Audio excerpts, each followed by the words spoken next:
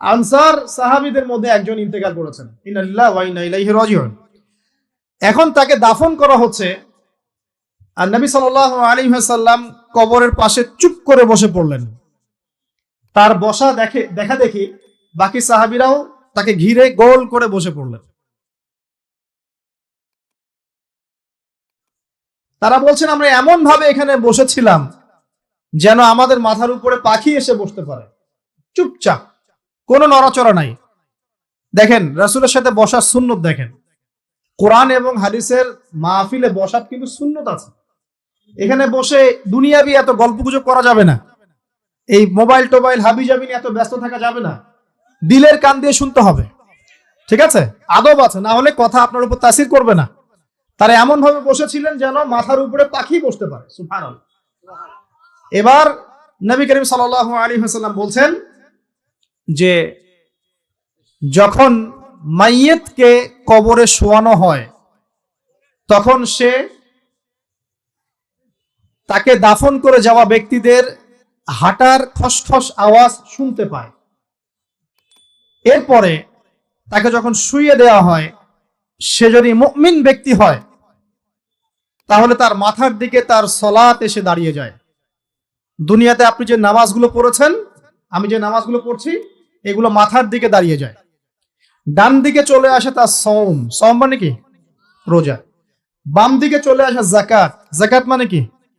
যাকাতের সাথে তো আমরা পরিচিত নই। আমরা ওই যে রাস্তাঘাটে যে দান খয়রাত গুলো উঠানো হয়, এগুলোর সাথে খুব পরিচিত, তাই না? কত টাকা, কত পয়সা, কি কি গান করে আর টাকা কালেকশন করে না? অনেক সময় দেখা যায় রাস্তায় যাচ্ছি আমরা গাড়ি নিয়ে, পারলে গাড়ির সামনে এসে হুমড়ি খেয়ে পড়বে টাকা নেওয়ার জন্য।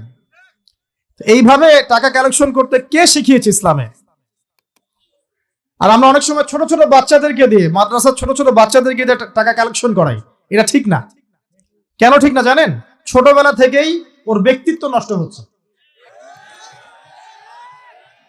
এই হাতটা উত্তম না এই হাতটা উত্তম? উপরের হাত উত্তম, নিচের হাত উত্তম? তো ছোটবেলা থেকে সে নিচের হাতে অভ্যস্ত হচ্ছে। দেখেন, এত টাকা পয়সা কালেকশন করে আমাকে আরেকটা স্বতন্ত্র মসজিদ করতেই হবে জরুরি? খুবই জরুরি ছিল। মানুষের কাছে হাত চেয়ে, হাত পেতে, রাস্তাঘাটে এরকম করে গাড়ি থামিয়ে, তারপরে কি বলবো, সুর করে গান গেয়ে এত টাকা পয়সা কালেকশন করতেই হবে? মসজিদটা আমাকে টাইলস ফিটিং করতেই হবে? এসি মসজিদ করতেই হবে? আমরা এমনও মসজিদ রংপুরে দেখেছি 10 বছরেও টাকা কালেকশন শেষ হয় নাই। 10 বছর ধরে কালেকশন হচ্ছে। আমি ছোটবেলা থেকে দেখছি কালেকশন হচ্ছে। কি বুঝলেন? তো এগুলো আমাদের ব্যক্তিত্ব নষ্ট করে। মুসলিমরা উপরের হাতের মালিক। সারা বিশ্ব আমরা একসময় চালিয়েছি। এই পশ্চিমা সভ্যতা আমাদেরকে কি শিখায়? সারা বিশ্ব আমরা চালিয়েছি। এই আপনার উমাইয়া খেলাফতের সময়ও কর্ডোভায় আব্দুর রহমানের যে শাসন ছিল, কর্ডোভা, স্পেন, পর্তুগাল, এই পুরো জায়গাগুলো পশ্চিমা বিশ্বের, এগুলো মুসলিমরা শাসন করেছে প্রায় 500-600 বছর। ইতিহাস তো আমরা জানিও না, পড়িও না, ভুলে গেছি। ইতিহাস পড়তে হয়। হিস্ট্রি ঘাটলে দেখবেন রাসূল সাল্লাল্লাহু আলাইহি ওয়াসাল্লামের 23 বছরের নববী যুগ, স্বর্ণযুগ, তারপর আবু বকর সিদ্দিকের খেলাফত, তারপর উমর ইবনুল খাত্তাবের খেলাফত, আবু বকর সিদ্দিকের 2 বছর বা 2.5 বছর, উমর রাদিয়াল্লাহু আনহুর প্রায় 10 বছর, তারপর উসমান রাদিয়াল্লাহু আনহুর 12 বছর, আলী রাদিয়াল্লাহু আনহুর প্রায় 2-2.5 বছর, তারপরে হাসান রাদিয়াল্লাহু আনহু 6 মাস, এরপরে উমাইয়া খেলাফত শুরু হলো মুয়াবিয়া রাদিয়াল্লাহু আনহু হাতে প্রায় 20 বছর। উমাইয়ারা শাসন করেছে প্রায় 90 থেকে 100 বছর। তারপর জাব নদীর যুদ্ধে উমাইয়া আব্বাসীয়রা একে অপরের সাথে যুদ্ধ করেছে, করে উমাইয়ারা পরাজিত হয়ে আব্বাসীয়রা ক্ষমতায় গিয়েছে। ক্ষমতায় গিয়ে তারা প্রায় শাসন করেছে প্রায় 550 বছর। এদিকে উমাইয়াদের মধ্যে যারা পরাজিত হয়েছে ওরা চলে গিয়ে কর্ডোভা, আন্দালুসিয়া, ওইদিকে খেলাফত কায়েম করেছে। তারপরে আবার এদিকে ফাতেমি খেলাফত ছিল, উসমানীয় খেলাফত ছিল, তারপরে মিশরে তুলুনি একটা রাজবংশ ছিল, আমাদের সাবকন্টিনেন্টে মোগলরা ছিল, সারা বিশ্বে আমরাই ছিলাম। ইতিহাস তো ভুলে গেছে। তা আমরা সবসময় উপরের হাত ছিলাম, উপরের হাত আমরা দিতাম, মানুষ নিত। আর এখন কি হয়েছে? আমরা এখানে আমরা চাই মানুষ দেয়, আর ওরা কি এমনি দেয়? ওরা চড়া সুদ দিবে, দিবে না? ওয়ার্ল্ড ব্যাংকে যান লোন নিতে, চড়া সুদ, মানে এই সুদ শোধ করতে গিয়ে বিভিন্ন দেশ শ্রীলঙ্কা হয়ে যাচ্ছে। সুদ তো শোধ করতে হবে, এমনি এমনি তো আপনাকে আর এগুলো দিবে না। তো এই সুদটা শোধ করতে গিয়ে আমাদের জিনিসপত্রের দাম বেড়ে যাবে, তারপরে দেখবেন জনগণের উপর কর বেড়ে যাবে, অনেক প্রবলেম। আর এই প্রবলেমগুলো ফেস করতে হবে কি কারণে? রিবা বা সুদের কারণে। তো এই যে বলছি, দেখেন ছোটবেলা থেকেই যে আমরা নিচের হাতে অভ্যস্ত হচ্ছি, এটা ত্যাগ করতে হবে। ব্যক্তিত্বের পরিচয় দেন, এত টাকা পয়সা চেয়ে প্রতিষ্ঠান করার দরকার নাই। আমার জমি আছে 1 বিঘা, আমি প্রতিষ্ঠান করবো ইনশাআল্লাহ। আপনার 2 বিঘা আপনি করেন, যার সামর্থ্য আছে সে করবে, সামর্থ্য নেই করার দরকার নাই। আর একটা মসজিদ যদি কবুল হয়, একটা মসজিদ একটা জেলার জন্য যথেষ্ট। একটা মসজিদ নববী থেকে নবী সাল্লাল্লাহু আলাইহি ওয়াসাল্লাম সারা দুনিয়া শাসন করেছে। আর আমাদের তো কোটি কোটি মসজিদ, কোটি কোটি মসজিদ বাংলাদেশে। এই যুগের কথাও নবীজি বলেছেন, যে যুগে মসজিদগুলো চাকচিক্যময় হবে, মসজিদগুলো কি হবে? চাকচিক্যময় হবে, হেদায়েত উঠে যাবে, এবং মসজিদের মধ্যে শোরগোল হট্টগোল বেড়ে যাবে। দেখেন না মসজিদে হট্টগোল বেড়ে গেছে না? এটা সেই যুগ। তো যেটা বলছিলাম প্রিয় ভাইরা, যে নিচের হাতে অভ্যস্ত না, উপরের হাতে অভ্যস্ত হতে হবে। এই কারণে এই যে একটা হাদিসের কথা শুরু করলাম, যে আনসার সাহাবী কারা ছিল? যারা মুহাজির সাহাবীদেরকে আশ্রয় দিয়েছে। এখন এই সাহাবীদের মধ্যে একজন ইন্তেকাল করেছে, তার লাশ যখন রাখা হচ্ছে তখন নবীজি বলছেন, মাথার দিকে মাইয়েতের আসে কি? সালাত। সালাত মানে কি? নামাজ। 5 ওয়াক্ত নামাজ আজকে থেকে ছাড়বেন? ওয়াদা করেন আজকে থেকে 5 ওয়াক্ত নামাজ ছাড়বো না ইনশাআল্লাহ। একটা হাদিস খালি বলি, মান তারাকা সালাতান মুতাআম্মিদান ফাকাদ কাফারা, মান তারাকা সালাতান মুতাআম্মিদান ফাকাদ কাফারা। আবার শুনেন, قال رسول الله صلى الله عليه وسلم من ترك صلاة متعمدا فقد كفر। আর মুয়াজ বিন জাবাল রাদিয়াল্লাহু আনহু কে নবীজি বলেছেন, মান তারাকা সালাতা মুতাআম্মিদান ফাকাদ বারিয়াত মিন জিম্মাতিল্লাহ। যে ব্যক্তি নিজের উপর ফরজ নামাজ ছেড়ে দিল, সে কুফরি করলো, সে কুফরি করলো, সে কুফরি করলো। মুয়াজ বিন জাবালকে নবী সাল্লাল্লাহু আলাইহি ওয়াসাল্লাম বলছেন, যে ব্যক্তি ফরজ নামাজ ইচ্ছা করে ছেড়ে দিল, সে ব্যক্তি আল্লাহর জিম্মা থেকে মুক্ত হয়ে গেল। নামাজ ছাড়বেন প্রিয় ভাই? 5 ওয়াক্ত নামাজ জামাতের সাথে ইনশাআল্লাহ। আল্লাহ আমাকে তৌফিক দেখ, আপনাদের সবাইকে তৌফিক দান করুন, আমিন। জামাত যদি না পান, একা পড়ে নেবেন, ঠিক আছে? যদি ঘুমিয়ে থাকেন, ঘুম থেকে উঠে পড়বেন। ভুলে গেছেন, যখন মনে হবে তখন পড়বেন। ওযু করার পানি নাই, কি করবেন? তায়াম্মুম করবেন। তায়াম্মুমেরও কিছু নাই, আপনার কোনো কাপড়ই নাই, সতর ঢাকার কোনো কাপড়ই নাই, কি করবেন? বসে বসে নামাজ পড়বেন ওই অবস্থাতে। এটা কোনো মাফ নাই, মানে আপনার ওযু করার কোনো পানি নাই, তায়াম্মুমের কিছুই নাই, কাপড়ও নাই সতরে, তখনও নগ্ন হয়ে বসেই নামাজ পড়তে হবে, মাফ নাই। যখন শোয়ানো হবে মাথার দিকে কি থাকবে? সালাত। তাহলে আমরা যারা ফরজ সালাত এখন আদায় করছি না, আজকে তওবা করেন, বলেন আস্তাগফিরুল্লাহ আল্লাযী লা ইলাহা ইল্লা হুয়াল হাইয়ুল কাইয়্যুম ওয়া আতুবু ইলাইহি।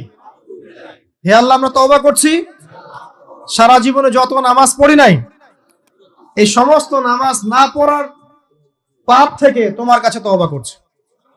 ঠিক আছে? এটা আস্তাগফিরুল্লাহর অর্থ নয়, আমি বাংলায় বললাম। আর যদি নামাজ কাজা করে আদায় করে দিতে পারেন, আলহামদুলিল্লাহ, খুবই ভালো হয়। যদি নাও পারেন, তাও এখন থেকে আর কোনো নামাজ বাদ দিয়েন না, আর বেশি বেশি নফল নামাজ পড়ার চেষ্টা করেন। আল্লাহ পাক তৌফিক ইনায়াত করুন। আসুন, তারপরে ডান দিকে কি? সওম। সওম মানে কি? রোজা। রমজান মাসে রোজা রাখি সবাই তো, মাশাআল্লাহ, আলহামদুলিল্লাহ। রমজান মাসে সওম রাখার পাশাপাশি বেশি বেশি নফল সওম রাখার ব্যাপারে অভ্যস্ত হওয়ার চেষ্টা করতে হবে। সবচেয়ে সেরা সওমগুলো হচ্ছে মাসের 3 দিন, আইয়ামে বীজের সওম, চাঁদের 13, 14 এবং 15 তারিখ। আর সপ্তাহে 2 দিন, সেটা হলো বৃহস্পতিবার এবং কি? সোমবার।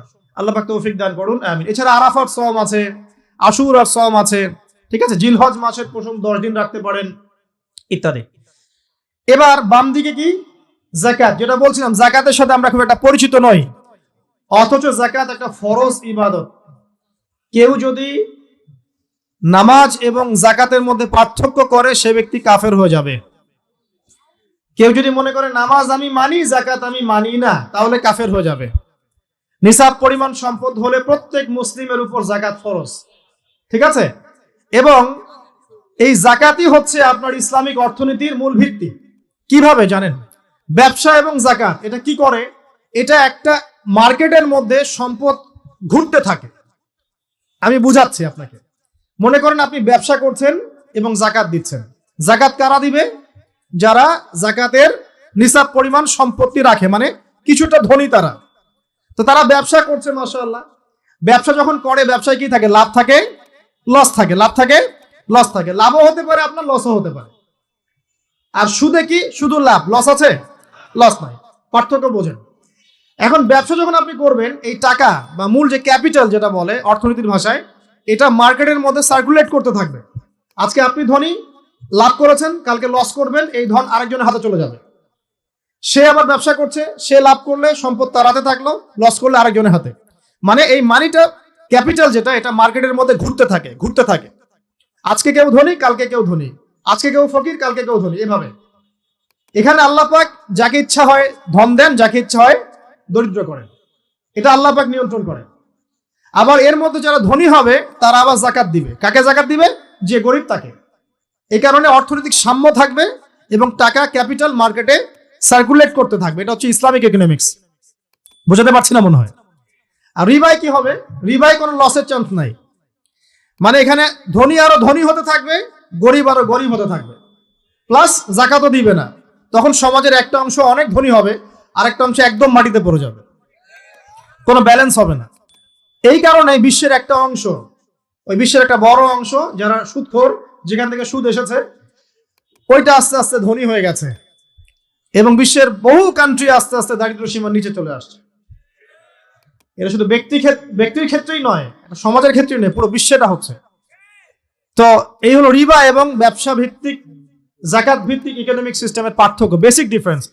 রিবার মধ্যে আল্লাহ পাক তার হাত উঠিয়ে নেন, আল্লাহ পাক সেখানে আর ইন্টারফেয়ার করেন না। ঠিক আছে, সুদ খাচ্ছ, তুমি তোমার মতো চলো এখন। আর ব্যবসা ভিত্তিক ইকোনমিক্স চললে আল্লাহ পাক সেখানে কাউকে ধন দিবেন, কারো কাছ থেকে নিবেন। আপনার ধন নিয়ে আমাকে দিবেন, আমার ধন নিয়ে আপনাকে দিবেন। আর আমি যদি ধনী হই, আমি আবার যাকাত দিব, সেই যাকাতের টাকা আবার আপনার হাতে যাবে, কেউ না খেয়ে মরবে না। তো সামনে এই যে বলা হচ্ছে 2023 সাল, শুধু 23 সাল না, আমার অবজারভেশন 2026-27 পর্যন্ত একটা অর্থনৈতিক মন্দা চলতে পারে। বলবে কিছু কিছু লোক যে ভবিষ্যৎবাণী করতেছে। আবার এটা ভবিষ্যৎবাণী নয়। আপনি বর্তমান সম্পর্কে খবর রাখেন না বলেই বর্তমানকে আপনার ভবিষ্যৎ মনে হচ্ছে। আমাদের অনারেবল মিনিস্টার যারা আছেন ওদেরকে জিজ্ঞাসা করেন, তাদেরকে জিজ্ঞাসা করেন, তারাও বলছেন যে 2023 সাল থেকে 26 সাল খাদ্য মন্দার মধ্যে যাবে। দেখেন নাই? তারা এই কথা বলছেন কারণ তারা বুঝতে পারছেন ওয়ার্ল্ডের অবস্থা ভালো না। এখানে একটা সলিউশন বলছে, ইচ্ছা হলে আপনি গ্রহণ করতে পারেন, ইচ্ছা হলে নাও করতে পারেন। আমার তো চাপিয়ে দেওয়ার কোনো ক্ষমতা নাই। ফাযাক্কির ইন্নামা আনতা মুযাক্কির, আপনি শুধু উপদেশদাতা। লাস্তা আলাইহিম বিমুসাইতির, আপনি কারো প্রতি দারোগা নন। কি উপদেশ? এই যে যাকাত, যেটা যাকাত, আমাদের যাকাত যেটা আছে, এটাকে একটু বড় পরিসরে কালেক্ট করার চেষ্টা করতে হবে। করে যদি আমরা সুষ্ঠু বন্টন করতে পারি গরিবদের মাঝখানে, ইনশাআল্লাহ কেউ খাদ্য অভাবে মারা যাবে না ইনশাআল্লাহ। আল্লাহ পাক আমাদেরকে বোঝার তৌফিক দান করুন। এর পাশাপাশি তারা যেটা বলেছেন, ইকোনমিক সেকশনের লিডার যারা আছে তারা যেটা বলছেন এটা ঠিক বলছেন। তারা বলছেন কৃষিভিত্তিক অর্থনীতির কথা বলছেন, এটার সাথে আমি 100% একমত। কারণ আল্লাহ পাকের কোরআন, এই কোরআনের মধ্যে বেশিরভাগ যে অর্থনীতির কথা এসেছে তা হচ্ছে কৃষিভিত্তিক অর্থনীতি। এটা কি জানেন? হয়তো জানেন না। কোরআনে যত ইকোনমিক সিস্টেমের কথা আসছে তার মধ্যে সবচেয়ে বেশি এসেছে কৃষিভিত্তিক অর্থনীতির কথা, তারপর ব্যবসা এবং যাকাত। অতএব তারা ঠিকই বলেছেন, দেশের যারা ইকোনমিক সেকশনে গবেষণা করছেন তারা ঠিক কথাই বলেছেন যে কৃষিভিত্তিক অর্থনীতি হচ্ছে আমাদের অর্থনৈতিক মন্দা দূর করার অন্যতম উপায়। ঠিক বলেছেন, আমি একমত। তো যাকাত যেটা কথা বলছিলাম, বাম দিকে যাকাত আসবে। তো যাকাত আমরা দিব তো ইনশাল্লাহ ভাই। যাদের, শোনেন, বাংলাদেশে এমন অনেক শিল্পপতি আছে যাদের একজনের যাকাতের টাকা দিয়ে একটা গ্রাম চলতে পারে। আর যাকাতের টাকা কিন্তু শুধু এক বছরে আসবে না, প্রতি বছরেই ঘুরে ঘুরে আসবে। মনে করেন যে আপনাদের এলাকার মধ্যে অনেক বিত্তশালী আছেন, আমি দোয়া করি মন থেকে আল্লাহ পাক বিত্তশালীদের অন্তরটাকে নরম করে দিক এবং ওসমান রাদিয়াল্লাহু আনহুর মতো দানশীল করে দিক। আমিন। আমরা দোয়া করি। আমরা কারো খারাপ চাবো? সবার জন্য হেদায়েতের দোয়া করব। টাকা থাকতে তো সমস্যা নাই, কিন্তু টাকা থেকে যদি উসমান রাদিয়াল্লাহু আনহু হতে না পারলাম তাহলে সমস্যা। টাকা থাকতে কোনো সমস্যা নাই, ধন আপনাকে আল্লাহ দিতেই পারে। এই ধনটাকে উসমান গনি রাদিয়াল্লাহু আনহুর মতো আল্লাহর পথে বিতরণ করে দেন, ইনশাআল্লাহ আল্লাহ পাক আপনাকে জান্নাতুল ফেরদৌস দান করবেন। তো অনুরোধ থাকবে, দেখেন আপনারা যদি একটা এলাকার যাকাত কালেক্ট করতে পারেন, মনে করেন কথার কথা এখানে কিছু মেয়ে আছে যারা খারাপ পথে পা বাড়িয়েছে, আমার কথা বুঝতে পারছেন? আচ্ছা, এরকম পল্লী অনেক জায়গায় আছে না?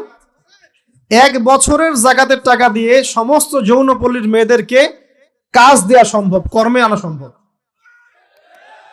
ওদেরকে কাজের ব্যবস্থা করে দেন, ওরা কখনোই কাজ করবে না ইনশাআল্লাহ। কোনো মেয়েই এই কাজ করতে চায় না আমার মতে। কোনো মেয়েই চায় না যে ইজ্জত বিক্রি করে খাবো, কোনো মেয়ে চাবে? কখনো চাবে না। ওকে আপনি ভালো কাজের ব্যবস্থা করে দেন এই যাকাতের টাকা দিয়ে, দেখবেন ইনশাআল্লাহ সে ওই খারাপ পথ ছেড়ে দিয়েছে। অনেক দেখবেন দরিদ্র মানুষ আছে যে পড়াশোনা করার কোনো সুযোগ নাই, টাকা পয়সা নাই, পড়াশোনা করতে চায় কিন্তু টাকা পয়সা নাই, দিনের জ্ঞান অর্জন করতে চায়, দেশকে কিছু দিতে চায়, টাকা নাই। তাকে আমরা হেল্প করতে পারি না? পারি। অনেক মানুষ আছে মাদক দ্রব্য বিক্রি করছে, তাকে বুঝান, দিনের হেদায়েত দেন যে ভাই আমি তোমাকে আরো ভালো চাকরি দিব, ভালো ব্যবসা দিব, তুমি ছাড়বা কিনা? বলবো আমি ছেড়ে দেবো ইনশাআল্লাহ। বুঝালে ছেড়ে দিবে ইনশাআল্লাহ। এই যে মেগা প্রজেক্ট যেটা কথা বলি আমরা, আত্ম উন্নয়নমূলক বলেন, যুব উন্নয়নমূলক বলেন, বা কান্ট্রি ডেভেলপমেন্টের কথা বলেন, এখানে যাকাত একটা বড় শক্তি হতে পারে। তবে এটাকে সুষ্ঠুভাবে কালেক্ট করতে হবে এবং যাকাতের যে 8টা খাত আছে এই খাতগুলোতে সুষ্ঠুভাবে বন্টন করতে হবে। অমুসলিমদেরকেও যাকাত দেওয়া যায়, জানেন? অমুসলিম যদি কেউ থাকে, দরিদ্র, তাকেও যাকাত দিয়ে সহযোগিতা করা যায়। আমরা সহযোগিতা করি না বলেই তো ওই যে পশ্চিম থেকে লোকজন এসে সহযোগিতা করে খ্রিস্টান বানাচ্ছে এখন সবাইকে। আরো বাড়বে দিন দিন, দেখেন। আমরা তো সহযোগিতা করছি না। আপনার পাশে আপনার প্রতিবেশী না খেয়ে মারা যাচ্ছে, আপনি যাচ্ছেন না। এখন তো অন্য কেউ এসে যদি সাপোর্ট করে, ও তো তার দলেই ভিড়বে তখন, স্বাভাবিক। এটাই হচ্ছে এখন। আল্লাহ বোঝার তৌফিক দান করুক আমাদেরকে। বাম দিকে মাইয়াতের থাকবে কি ভাই? যাকাত। তারপরে পায়ের দিকে চলে আসবে তার আত্মীয়তার সম্পর্ক রক্ষার ইবাদত, তার এই যে অন্যান্য দান সদকা, তার নফল আমল, তার তাসবিহ তাহলিল, তার কোরআন তেলাওয়াত ইত্যাদি পায়ের দিকে চলে আসবে। এখানে একটা হাদিস এসেছে, সূরাতুল মুলক যে ব্যক্তি রাতের বেলা তেলাওয়াত করবে, কোন সূরা ভাই? তাবারাকাল্লাযী বিয়াদিহিল মুলক ওয়া হুয়া আলা কুল্লি শাইইন কাদির। এই সূরা যে ব্যক্তি রাতের বেলা করে তেলাওয়াত করবে, ইনশাআল্লাহ সূরা মুলক কবরে তার সাথে থাকবে এবং কবর আযাব থেকে সূরা মুলক তাকে বাঁচাবে ইনশাআল্লাহ। আমি বুঝাচ্ছি যে কি অবস্থাটা হবে। এবার দুজন ফেরেশতা মাথার দিক থেকে আসবেন, আসতে চাইবেন, সালাত বলবে এখান দিয়ে আসা যাবে না, এদিক দিয়ে আসা যাবে না। ডান দিক দিয়ে আসতে চাইবেন, এদিক দিয়ে আসা যাবে না। বাম দিক দিয়ে আসতে চাইবেন, যাকাত বলবে এদিক দিয়ে আসা যাবে না। পায়ের দিক দিয়ে আসতে চাইবেন, আমলগুলো বলবে এদিক দিয়ে আসা যাবে না। তখন যাই হোক তারা আসবেন। এটা তাদের, এটা কথা কি? এটা কথাটা হচ্ছে যে সলাতের গুরুত্ব, মানে সে সলাত আদায় করেছে, সে আমার হক আদায় করেছে, আমি তার পক্ষে আছি, এটা পক্ষে বোঝাচ্ছে। রোজা বলবে আমি ওর পক্ষে আছি, তাকে আপনি কোনো শাস্তি দিবেন না, আমি তার পক্ষে আছি। আপনারা দুজন তাকে শাস্তি দিবেন না, আমি যাকাত তার পক্ষে আছি, এটা পক্ষে থাকার কথা।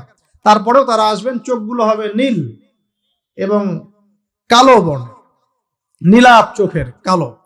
মুনকার নাকি? উঠে বসিয়ে দেওয়া হবে। এবার 3টা প্রশ্ন। প্রথমে প্রশ্ন হচ্ছে কি, মান রব, তোমার রব কে?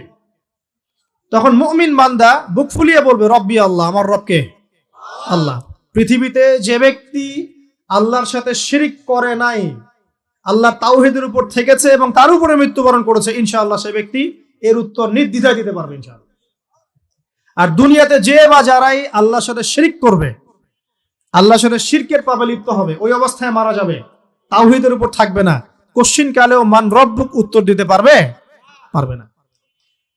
তারপরে প্রশ্ন হয়ে যাবে মা দীনুক, তোমার দিন কি ছিল? মুমিন বান্দা উত্তর দিবে কি? দিন ইয়াল ইসলাম, আমার দিন ছিল ইসলাম।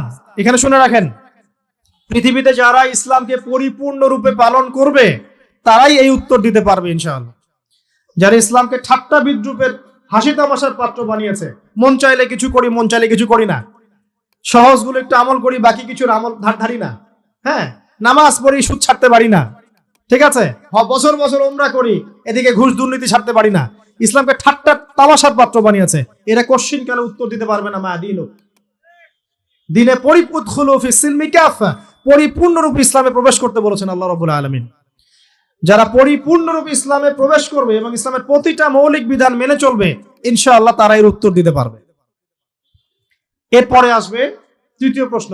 নবী সাল্লাল্লাহু আলাইহি ওয়াসাল্লামকে দেখানো হবে, যখন দেখানো হবে তখন সূর্য যখন ডুবে যায় যে দৃশ্যটা আমরা দেখতে পারি না, ওই দৃশ্যটা ভেসে উঠবে এবং মুমিন বান্দা অস্থির হয়ে যাবে, বলবে আমাকে ছেড়ে দাও আমি নামাজ পড়বো। সুবহানাল্লাহ।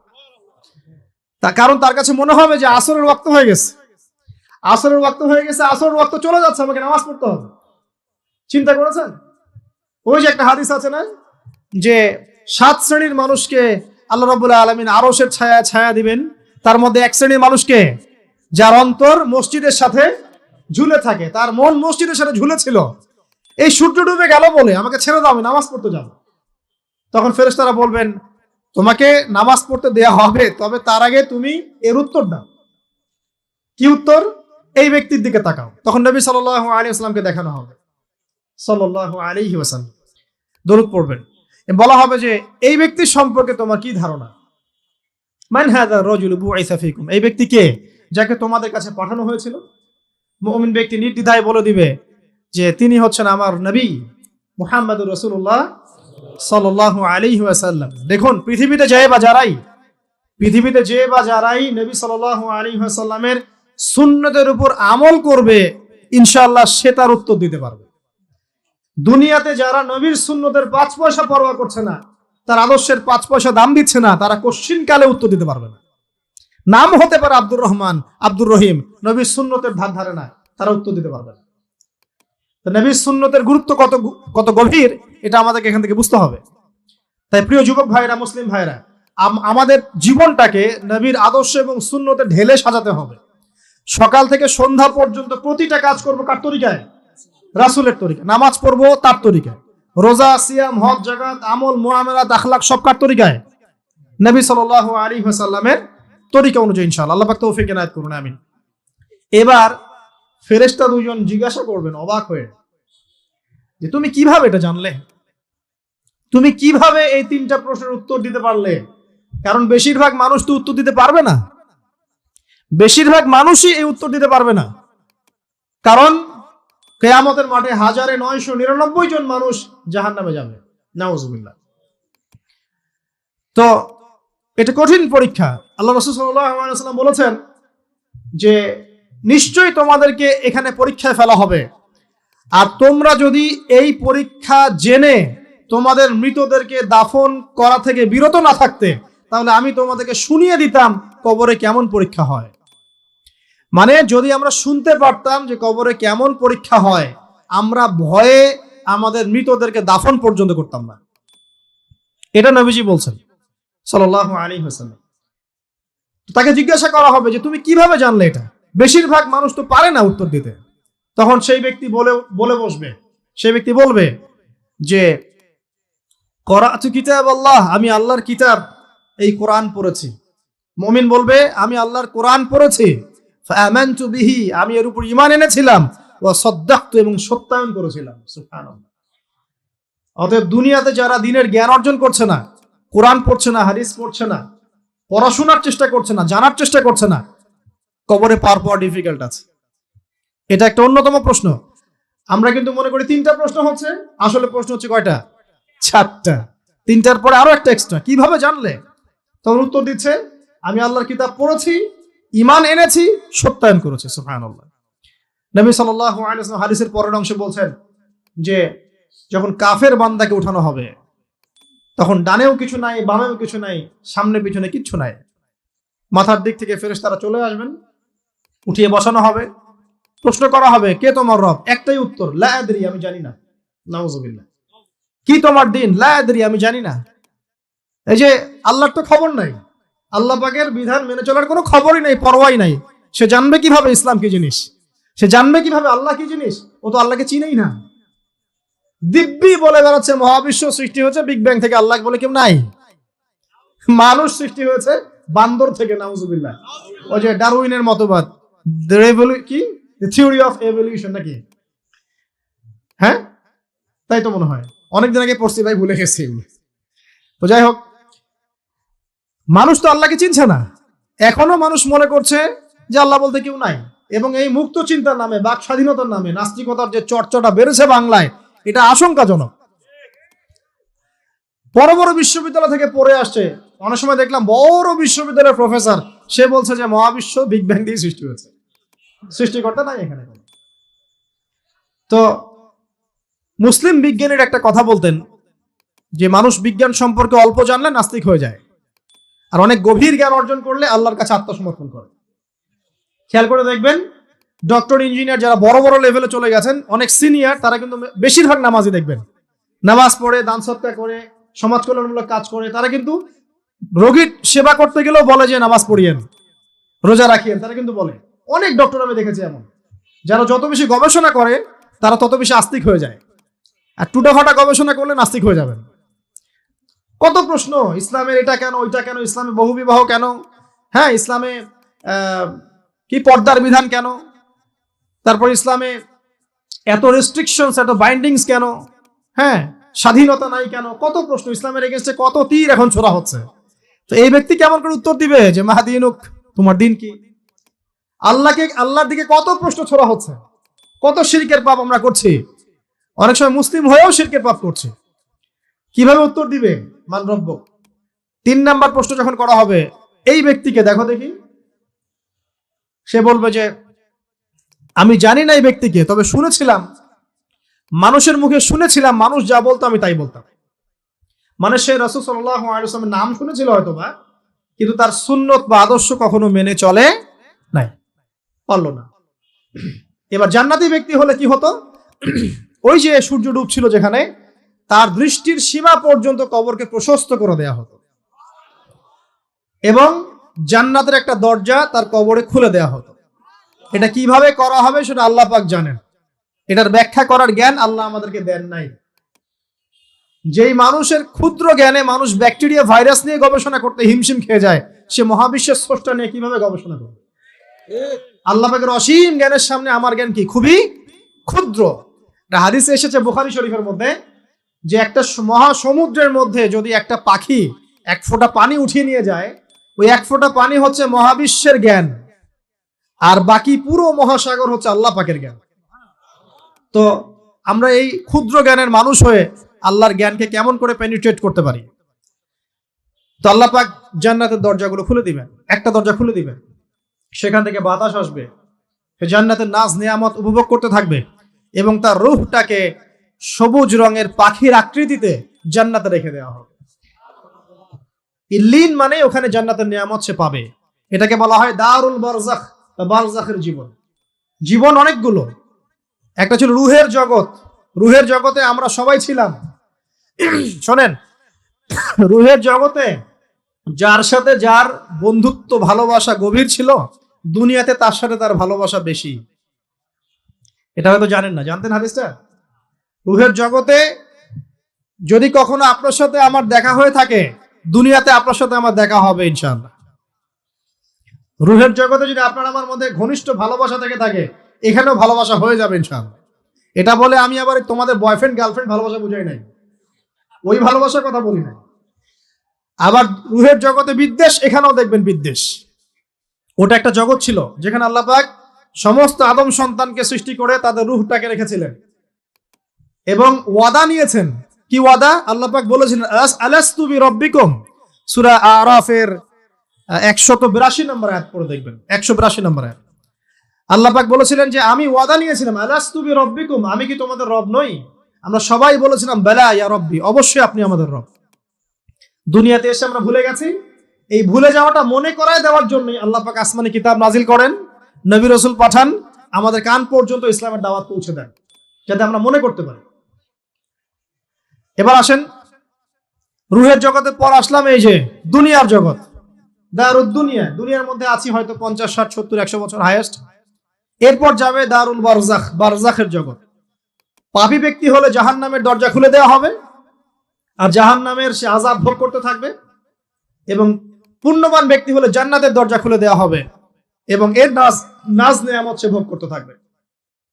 তখন তাকে বলা হবে এটা জান্নাতের সেই জায়গা যেখানে তুমি থাকবে। এটা দেখার সাথে সাথে, শোনার সাথে সাথে তার যে খুশি, উৎফুল্ল তার অনেক বেড়ে যাবে। এবং সে কি করবে জানেন? সে পৃথিবীতে ফিরে আসতে চাইবে। সে বলবে আমাকে আমার পরিবার বর্গকে জানাতে দেন, আমাকে আমার পরিবার বর্গকে জানাতে দেন যে আমি ভালো আছি। তখন ফেরেশতারা তাকে বলবেন যে এটা সম্ভব না, তোমার এবং তাদের মাঝে দারুল বারজাখ আছে, তুমি এটা ভেদ করে যেতে পারবে না। তখন তার আত্মাটাকে ইল্লিনে দেওয়া হবে, একটা সবুজ পাখির আকৃতিতে জান্নাতে ঘুরে বেড়াবে ইনশাআল্লাহ। আর যদি জাহান্নামী হয় তাহলে যে বললাম দরজা খুলে যাবে, জাহান্নামের মর্মান্তিক আযাব তার দিকে আসতে থাকবে। কবর সংকুচিত হয়ে আসবে এমন ভাবে যাতে তার বাম পাজর ডান পাজরের ভিতরে এইভাবে ঢুকে যাবে, নাউযুবিল্লাহ। এবং এই আযাব চলতে থাকবে ইলা ইয়াউমি ইউবআসুন, পুনরুত্থানের দিন পর্যন্ত। এখন এই যে হাদিসটা আপনারা শুনলেন, এই হাদিসটা ব্যক্তি কেন্দ্রিক নয় কি? এখানে তিনটা বিষয় আপনাকে ফোকাস করতে হবে আমাদেরকে। এক, তাওহীদ, আল্লাহ পাকের তাওহীদ। দুই, রিসালাত, রাসূলুল্লাহ সাল্লাল্লাহু আলাইহি ওয়াসাল্লামের রিসালাত। এবং আখিরাত, পরকাল।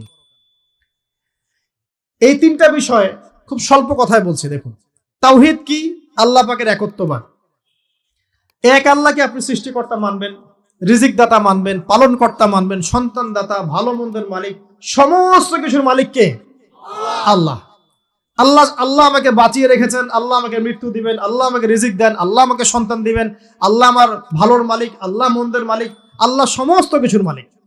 এই কনসেপ্ট পরিষ্কার থাকবে, লা ইলাহা ইল্লাল্লাহ পরিষ্কার থাকবে। সমস্ত বিষয় কার পক্ষ থেকে? আল্লাহর পক্ষ থেকে। এই তাওহীদ, সংক্ষিপ্ত কথায় বললাম তাওহীদ। এর মধ্যে তিনটা ক্লাসিফিকেশন আছে: রুবুবিয়্যাত, উলুহিয়্যাত, আসমা ও সিফাত। এটা আপনারা কিতাবুত তাওহীদ বই থেকে পড়ে নিয়েন।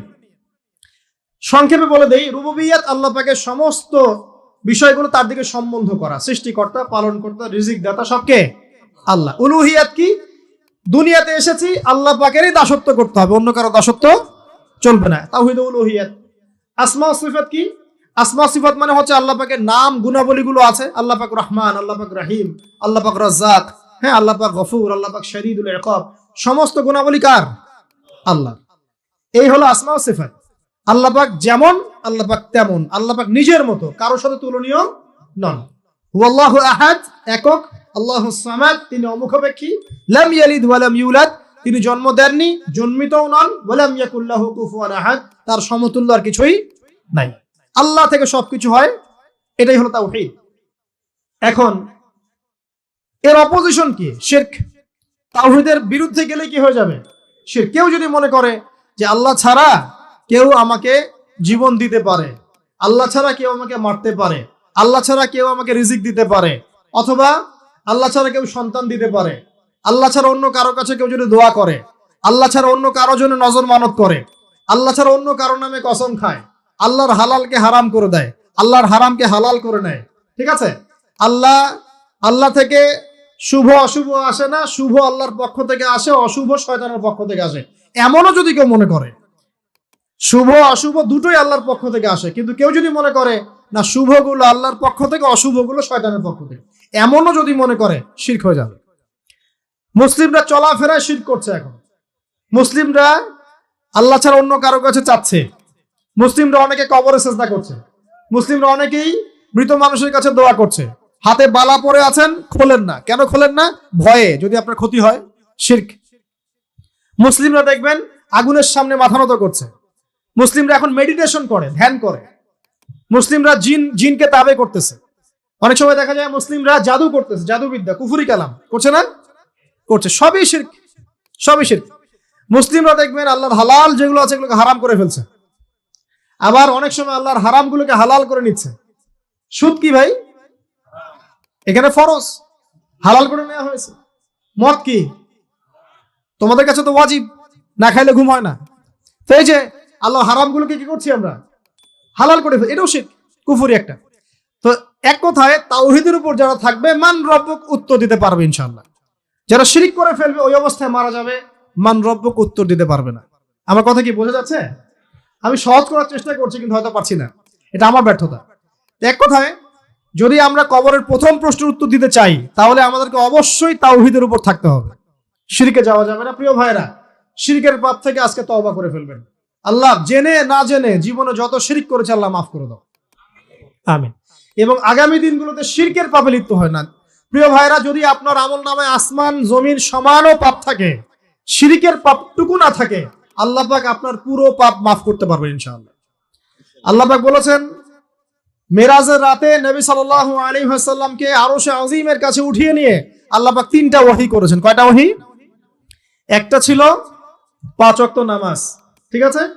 2টা হচ্ছে 2 নাম্বার হচ্ছে সূরা বাকারার শেষের 3টা আয়াত। 3 নাম্বার একটা ওয়াদা, একটা প্রতিশ্রুতি। সেটা কি? হে মুহাম্মদ সাল্লাল্লাহু আলাইহি ওয়াসাল্লাম, তোমার উম্মতের মধ্যে কেউ যদি আসমান জমিন সমান পাপ নিয়ে আমার সামনে হাজির হয় কিন্তু আমার সাথে কাউকে শরিক না করে, শিরক না করে, তাহলে আমি আল্লাহ তার সামনে আসমান জমিন সমান ক্ষমা নিয়ে হাজির হব, মানে মাফ করে দেওয়া হবে ইনশাআল্লাহ। অতএব শিরকের পাপে যায় না, ইনশাআল্লাহ জান্নাতে যাওয়া যাবে। যে ব্যক্তি মন থেকে একবার লা ইলাহা ইল্লাল্লাহ পড়েছে, সমস্ত বিষয় আল্লাহর দিকে সুপর্দ করে, তার অন্যান্য অনেক পাপ থাকতে পারে, আল্লাহ পাক চাইলে সব পাপ মাফ করতে পারেন। অতএব মান রব্বুক উত্তর দিতে চাইলে শিরকের পাপে যাওয়া যাবে? যাবে না। আধুনিক শিরকের মধ্যে সবচেয়ে ভয়ঙ্করটা হচ্ছে এটা যে আমরা আল্লাহর হালালকে হারাম করে নিচ্ছি। দ্বীনি ইলম অর্জন আল্লাহর জন্য প্রতিটা কাজের করার আগে নিয়াত ফিক্স করবেন, কেন করব? পরকালীন স্বার্থ থাকলে করব, না হলে করব না। কেন তুমি টিকটকে যাবা না? কারণ পরকালীন কোনো স্বার্থ নাই। কেন তুমি ফ্রি মিক্সিং অ্যাফেয়ার্সে যাবা না? কারণ পরকালীন কোনো স্বার্থ নাই। কেন মদ খাবা না? পরকালীন কোনো স্বার্থ নাই। কেন মিউজিকে যাচ্ছ না? কারণ পরকালীন কোনো স্বার্থ নাই। কেন তুমি এই যে সুদ খাবা না? কারণ পরকালীন কোনো স্বার্থ নাই। যে কাজে পরকালীন কোনো স্বার্থ নাই সে কাজে কোনো মুমিন মুসলিম নাই। কেন নামাজ পড়বো? কারণ পরকালীন স্বার্থ আছে। কেন রোজা রাখবো? পরকালীন স্বার্থ আছে। কেন আমি হালাল বিয়ে করব, হারাম জেনায় যাব না? পরকালের স্বার্থ আছে। কেন আমি যাকাত দিব, ব্যবসা করব, সুদ খাবো না? কারণ পরকালের স্বার্থ আছে। কেন ইসলামের দাওয়াত দিব? পরকালের স্বার্থ আছে। কেন হাদিস প্রচার করব? কারণ পরকালের স্বার্থ আছে। ইসলামের জন্য সবর করব কেন? পরকালের স্বার্থ আছে। পরকালের স্বার্থ যেখানে, মুসলিম সেখানে। পরকালীন স্বার্থ নাই, আমরা নাই। প্রত্যেকটা কাজ করার আগে নিয়তটা ফিক্স করতে হবে, পরকালের কোনো স্বার্থ আছে? যদি বলে হ্যাঁ আছে, তাহলে করবেন। স্বার্থ নাই, আমি নাই। কোন ফুজুল কি বাত বা ফাহেসা কোনো কাজ, এসব কাজে আমরা নাই, বিকজ এগুলোতে কোনো পরকালীন স্বার্থ নাই। ব্যাস, আমাদের জীবনের প্রতিটা মোমেন্ট, প্রতিটা সেকেন্ড আল্লাহর দেয়া দান। আমি নিজের ইচ্ছা মতো এটাকে অপব্যয় করতে পারি না। হ্যাঁ, আপনি মিউজিক শুনতে চান, আপনি সং পছন্দ করেন, আপনি নাশিদ শোনেন, ইসলামিক নাশিদ শোনেন, ওখানে আপনার ঈমান একটু দীপ্ত হবে, পরকালীন স্বার্থ আছে। আপনি নিজের যৌন চাহিদাকে দমন করতে পারছেন না, হালালভাবে বিয়ে করে নেন। বিয়ে করার পর আপনি যত ইচ্ছা স্ত্রীকে মহব্বত করেন, প্রত্যেকটা মহব্বতে নেকি পাবেন। এমনকি স্ত্রীর দিকে নেক নজরে তাকাবেন, তাতেও নেকি। তার মুখে খাবার তুলে দেবেন, তাতেও নেকি। তার হাত ধরে হাঁটবেন, তাতেও নেকি। তাকে নিয়ে রাত্রে চাঁদ দেখবেন, তাতেও নেকি। আপনি আপনার নিয়তটাকে চেঞ্জ করেন, কাজের ডাইরেকশন চেঞ্জ করেন। পরকালের স্বার্থ থাকলে করবো, না হলে করবো না। আপনি পছন্দ করেন ঘুরে বেড়াতে, আল্লাহর দিনের দায়ী হয়ে ঘুরে বেড়ান না, সমস্যা কি? আল্লাহর জমিন ঘুরে দেখেন, এইসব অবান্তর কাজে লিপ্ত না থাকে আল্লাহ পাকের নিদর্শনগুলো ঘুরে দেখেন, আপনার ঈমান বাড়বে ইনশাআল্লাহ। আপনার সংস্কৃতি ভালো লাগে, ইসলামিক সংস্কৃতি মেনে চলেন। আপনি কবিতা লিখতে ভালোবাসেন, ইসলামিক কোনো কবিতা লেখেন। আপনি উপন্যাস পড়তে ভালোবাসেন, ইসলামিক কোনো উপন্যাস পড়েন। আমি বলছি না এগুলোর বাইরে কোনো পড়াশোনা করা যাবে না, এমনটা আমি কিন্তু বলছি না। আমি বলছি আপনি আপনার পুরো কাজটাকে আগে ফিক্স করবেন, পরকালের কোনো স্বার্থ আছে কি নাই। যদি হ্যাঁ দেখা যায় হ্যাঁ পরকালের স্বার্থ ঠিক আছে, অবশ্যই করেন, কোনো সমস্যা নেই। আল্লাহ পাক বোঝার তৌফিক দান করুন। তো দেখুন প্রিয় ভাইরা, শিরকের পাপে যাওয়া যাবে না। এই শিরকের পাপ না থাকলে আমল নামায় ইনশাআল্লাহ আমরা জান্নাতে যাব এবং কবরের উত্তর দিতে পারবো ইনশাআল্লাহ। মান রব্বুক উত্তর পাস ইনশাআল্লাহ। তারপরে কি? মাদিনুক। এক কথায় ইসলামের অনেক বিধিবিধান আছে, নামাজ, কালিমা, সওম, যাকাত, হজ সব আছে। আমর বিল মারুফ, নাহি আনিল মুনকার, পিতামাতার খেদমত, প্রতিবেশীর অধিকার, স্ত্রীর অধিকার, তারপরে সন্তানদের অধিকার, যাকাত সবকিছু আছে। এখন যদি ইসলামের কিছু অংশকে মেনে নেন, কিছু অংশকে না মানেন, এটা কিন্তু কুফরি। ইসলামের কিছু অংশকে মানছেন, কিছু অংশকে মানছেন না, এটা কিন্তু কুফরি। ইসলামের পরিপূর্ণ বিধানটাকে যদি মেনে চলেন, ইনশাআল্লাহ আযজা ওয়া জাল আপনি মা দিনুক উত্তর দিতে পারবেন। আপনি আমল করতে পারেন না পারেন, মনে করেন আপনি আমল করতে পারছেন না, কিন্তু আপনি আকীদা পোষণ করছেন যে হ্যাঁ ইসলামে যা আছে আমি সবকিছু মেনে চলি, কিন্তু হয়তো আমল করতে গিয়ে আমি পারছি না। আমি হয়তো নামাজ 5 ওয়াক্ত পড়তে হয়, আমি জানি, আমি মানি, কিন্তু আমার মাঝে মাঝে মিস হচ্ছে, মাঝে মাঝে আমি জামাত মিস করে ফেলছি। আপনি মানেন যে সওম রাখতে হয়, মাঝে মাঝে আপনার সওম মিস হয়ে যাচ্ছে, কিন্তু আপনি বিশ্বাস করেন যে হ্যাঁ আপনি সওম রাখতে হয়, আপনার আকীদা ঠিক আছে। আপনি যাকাত দেন নাই এতদিন, কিন্তু আকীদা রাখেন হ্যাঁ দিতে হয়, আমি সুযোগ পেলে দিয়ে দিব। এই যে কনসেপ্টটা ক্লিয়ার রাখা যায় না, ইসলামের বিধানগুলো প্রতিটা আমি মানি মন থেকে, হয়তো আমল করতে গিয়ে আমি পেরে উঠতেছি না বা হয়ে উঠছে না। ইনশাআল্লাহ একদিন না একদিন আল্লাহ পাক আপনাকে তৌফিক দেবে, ইনশাআল্লাহ আল্লাহ পাক তৌফিক দান করুক। কিন্তু কনসেপ্ট যদি ক্লিয়ার না থাকে যে আমি কিছু অংশ মানি, কিছু অংশ মানি না, এটা ইসলাম হলো না। উদখুলু ফিস-সিলমি কাফা, পরিপূর্ণরূপে ইসলামে প্রবেশ করেন। দিনই বোন অনেকে আছে পর্দা হয়তো করতে পারছে না, কিন্তু মনে করে, বিশ্বাস করে যে হ্যাঁ পর্দা করতে হয়, এটা ফরজ। ইনশাআল্লাহ আল্লাহ চাইলে ওকে একদিন তৌফিক দিবে ইনশাআল্লাহ। হয়তো এখন মুখ খোলা আছে, হয়তো বা আগে গেঞ্জি টি শার্ট পরে ঘুরতো, এখন সেলোয়ার কামিজ পরছে, ঢিলে ঢালা জামা পরছে, এখনো বোরখা পরছে না। ওকে তুচ্ছ তাচ্ছিল্য করার দরকার নাই আপাতত, ওকে আরো বুঝান, আরো নরম হন, আরো বুঝিয়ে সুঝিয়ে ইসলামের দিকে আনার চেষ্টা করে। এতদূর এসেছে, ওই পর্যন্ত যাবে ইনশাআল্লাহ। কারণ ও বিশ্বাস করে হ্যাঁ পর্দা করতে হয়, আমি মানি পর্দা করতে হয়, কিন্তু আমি এখন করতে পারছি না, ইনশাআল্লাহ করব, আল্লাহ পাক চাইলে তৌফিক দিবেন ইনশাআল্লাহ। তো এই যে বিষয়টা, যে ইসলামকে মনে আগে ধারণ করা, যে না আমি মানি ইসলামের প্রত্যেকটা বিধান ঠিক আছে। চুরি করলে চোরের হাত কাটতে হয়, ইসলাম বলেছে। ডাকাতি করলে শাস্তি আছে, জেনা যদি কেউ করে 100 বেত্রাঘাত, মদ খাইলে 40টা বেত্রাঘাত, ব্যভিচার যদি করে কেউ, এই পরকীয়া করে বিবাহিত ব্যক্তি, রজম। এগুলো কেসাস, একজন একজনকে হত্যা করলে তাকেও কেসাস করতে হয়। এই বিধানগুলো আছে। এখন আপনি বলতে পারেন আমি এই ওয়ার্ল্ডের প্রেক্ষাপটে এটাকে বাস্তবায়ন করতে পারছি না, কিন্তু আমি বিশ্বাস করি ইসলামের বিধানগুলো আছে, এটা আল্লাহর বিধান। ইনশাআল্লাহ আপনি মাফ পেয়ে যাবেন, ইনশাআল্লাহ আল্লাহ চাইলে আপনি মাফও পেয়ে যাবেন। কিন্তু যদি মনে করেন না এই যুগের এগুলো চলেই না, আমি আল্লাহ পাকের এইসব বিধান কিচ্ছু মানি না, আমি যে বিধান বুঝি এটাই চূড়ান্ত, তাহলে খবর আছে, তাহলে মা দিনুক উত্তর দিতে পারবেন। তো বুঝেন, বিষয়টা বোঝেন, আকীদাটা ক্লিয়ার করেন যে না আমি পারতেছি না, এটা একটা বিষয়, কিন্তু আমি বিশ্বাস করি ইসলামের এগুলো অংশ, হয়তো আমি এখন পারছি না, ইনশাআল্লাহ ভবিষ্যতে পারবো। আল্লাহ চাইলে আপনাকে তৌফিক দিবেন ইনশাআল্লাহ। আমরা দোয়া করি আল্লাহ পাক আমাদেরকে পরিপূর্ণরূপে ইসলামে প্রবেশ করার তৌফিক দান করুন। আর সর্বশেষ কি, এটা যদি করতে পারে মা দিনুক উত্তর দিতে পারবে। মান নবিয়ুক উত্তর কখন দিতে পারবে? যখন একজন ব্যক্তি সারা জীবন নবী সাল্লাল্লাহু আলাইহি ওয়াসাল্লামের সুন্নতের উপর আমল করতে পারবে। এই যে ঘুম থেকে উঠলেন, ব্যাস ব্রাশটা নিয়ে দৌড়ে চলে গেলেন বাথরুমে, কি জন্য? ঘুম থেকে উঠলেন, আগে চোখটা একটু ঘষতে হবে, মুখে হাত দিতে হবে, তারপরে আপনি দোয়া পড়বেন। কি দোয়া পড়বেন? আলহামদুলিল্লাহিল্লাযী আহইয়ানা বা'দা মা আমাতানা ওয়া ইলাইহিন নুশুর। তারপরে আপনি যাবেন বাথরুমে। দোয়াটা না পড়ে কেন গেলেন? ঘুমাচ্ছেন, ঘুমানোর আগে আপনি অবশ্যই বলবেন।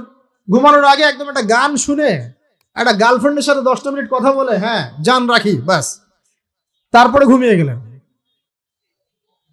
ঘুমটা আপনার জন্য ইবাদত হলো না? হারামে লিপ্ত হতেন না? আল্লাহুম্মা বিইসমিকা আমুতু ওয়া আহইয়া পড়তেন, সূরা মুলক পড়তেন, সূরা কাফিরুন পড়তেন, সূরা ফালাক নাস ইখলাস পড়তেন, ঘুমিয়ে যেতেন। পুরো ঘুমটাই ইবাদত, পুরো ঘুমটাই নাকি? ঘুমিয়ে আছেন নাকি পাচ্ছেন?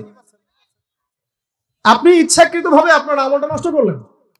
ইস্তেঞ্জা করতে গেছেন, ইস্তেঞ্জা করতে গিয়ে গান শুরু করে দিল বাথরুমে। বাথরুম সিঙ্গার আছে না কিছু? বাথরুমে গান গাওয়ার জায়গা নাকি? তো ওখানে গান শুরু করলো। বাথরুমে গান গাবেন কেন? আপনি ঢোকার সময় বলবেন কি বিসমিল্লাহ আল্লাহুম্মা ইন্নী আউযু বিকা মিনাল খুবসি ওয়াল খাবাইস, এরপর ইস্তেঞ্জা করবেন, তারপরে আপনি গুফরানাকা বলে বের হয়ে আসবেন। পুরো ইস্তেঞ্জার সময়টুকু নাকি? নামাজ পড়তে দাঁড়িয়েছেন, এখানে রিয়া কোনো লৌকিকতা থাকবে না, লোকজন আমাকে দেখছে আমি ভালো করে নামাজ পড়ি, এমন থাকবে না।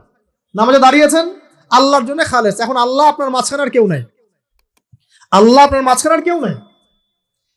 এমনকি যা ইচ্ছা তাই নামাজ পড়বেন। একদল বের হয়েছে, এখন দেখি 2 ওয়াক্ত নামাজ পড়ে। তাদের বক্তব্য হচ্ছে যে 5 ওয়াক্ত নামাজ নাকি কোরআনে নাই, আর ওরা খালি কোরআন মানে হাদিস নাকি মানে না। কত যে ফেরকা এখন বের হয়েছে আল্লাহ ভালো জানে। তো 5 ওয়াক্ত নামাজ কোরআনে নাই বলে, সুবহানাল্লাহ। তো 2 ওয়াক্ত নামাজ পড়ে। তো এখন নামাজ কি মন গড়া ভাবে পড়লেই হবে? ফজরের নামাজে দাঁড়িয়েছেন, ফজর নামাজ কয় রাকাত? 2 রাকাত। এখন আমি যদি বলি নামাজ তো ভালো কাজ, 2-এর জায়গায় 4 পড়লে কি সমস্যা ফজরে? যদি এমনটা বলি হবে? কেন হবে না? কারণ নবী সাল্লাল্লাহু আলাইহি ওয়াসাল্লাম 2 পড়েছেন, আমাকে 2 পড়তে হবে, সিম্পল। 4 পড়লে আপনার নামাজ বাতিল। ফজরের নামাজ 4 রাকাত পড়লে নামাজ কি বাতিল হবে না? মাগরিবের নামাজে দাঁড়িয়েছেন 3 রাকাত নামাজ, তাহলে আপনি মনে চিন্তা করছেন না 3-এর জায়গায় আমি 4 পড়বো, 5 পড়বো। নামাজ তো ভালো জিনিস, বেশি করলে কি সমস্যা? সবকিছু বেশি করতে হয় না। রাসূলুল্লাহ সাল্লাল্লাহু আলাইহি ওয়াসাল্লাম যা দিয়েছেন তাই করতে হয়, এর নাম সুন্নত। বাইরে গেলে হবে কি? বেদাত। প্রত্যেকটা কাজ খেয়াল করতে হবে। তো প্রত্যেকটা আমল এভাবে। নামাজ, এই যে রোজা, রোজা রাখবেন রমজান মাসে, রোজা রাখলে এটা ফরজ। আর আপনি চিন্তা করেন রোজা তো ভালো জিনিস, আমি রমজানও রাখবো, শাবান পুরো 2 মাসে রাখবো, হবে? দেখেন, নফল বিষয়টা আলাদা, আমি ফরজের কথা বলছি। কেউ যদি মনে করে ফরজ রোজা আমি 2 মাসে রাখবো, রমজানও রাখবো, শাবানও রাখবো, রোজা ভালো জিনিস করলে কি সমস্যা হবে? হবে না। এভাবেই হজ, হজ করতে হয় ওইখানে আরাফার মাঠে। আপনি মনে করেন কুড়িগ্রামে হজের একটা জায়গা বানাইলাম আমরা, মনে করেন কথার কথা, এমনও কিন্তু জায়গা আছে মানুষ অন্য জায়গায় হজ করে, কিন্তু আপনি ভাবছেন এমনি এমনি বলছি। এমন অনেক ফেরকা আছে মুসলিমদের মধ্যে, মুসলিম নামধারী, এগুলো মুসলিম না, হজেরও জায়গা বানাইছে আলাদা, ওখানে হজ করে, ওখানে তাওয়াফ করে। এখন হজ যেখানে করতে হবে ওখানে না করে যদি এখানে করি হবে? হবে না। যাকাত দেওয়ার একটা লিমিট আছে, এইটুক দিতে হবে। আপনি এখন কম দিলেন হবে, আবার দিলেন না আমি একদম বেশি দিয়ে ফাটায় ফেলাবো একেবারে, সেখানে হবে? তো এই জিনিসগুলো খেয়াল রাখতে হবে যে আমাদের এক কথায় নবী সাল্লাল্লাহু আলাইহি ওয়াসাল্লামের সুন্নাহটা মেনে চলা। আমলের ক্ষেত্রেও একইভাবে, আপনার অর্থনৈতিক জীবনেও। নামাজ, রোজা, হজ, জাকাত আপনার পারফেক্ট। এবার আপনি এসেছেন অর্থনীতির ক্ষেত্রে, এসে মাশাআল্লাহ দাড়ি টুপি জুব্বা নিয়ে মাপে কম দিচ্ছেন, চলবে?